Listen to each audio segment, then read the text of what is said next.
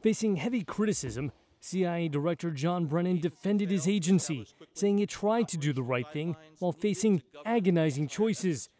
But he admitted some agents went outside of the bounds. In a limited number of cases, agency officers used interrogation techniques that had not been authorized, were abhorrent, and rightly should be repudiated by all.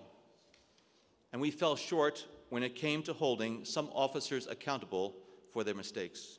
Brennan also repeated arguments that the so-called enhanced interrogations, including waterboarding, simulated here, and sleep deprivation, may have made a difference. Detainees who were subjected to enhanced interrogation techniques provided information that was useful and was used in the ultimate operation to go against bin Laden. Whether there was a direct link between those interrogations and the killing of al-Qaeda mastermind Osama bin Laden, Brennan wouldn't say.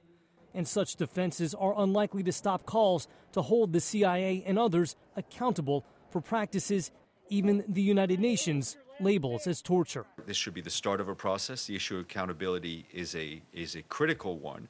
Such accountability may be hard to come by in the U.S. On Thursday, White House spokesman Josh Earnest noted the Justice Department has already seen the evidence in the Senate report. What those federal prosecutors have said is that they did not find sufficient evidence to indict anyone. As for possible international efforts, that's also tricky, says George Mason Law Assistant Dean Richard Kelsey via Skype. But whatever you can do legally is always juxtaposed against what you can do practically and politically. While unlikely, new investigations in countries where the CIA operated so-called black sites, like Poland, Romania, and Afghanistan, might be able to get a case to the International Criminal Court.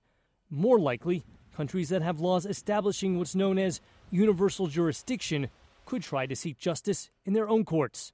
American University professor and former Justice Department official Jennifer Daskal via Skype. Certainly, if I were any of the officials named in the report as having been involved in the development and the overseeing of this program, I would not want to be traveling to Europe anytime soon. It's even possible the Senate report could allow detainees to seek redress in the U.S.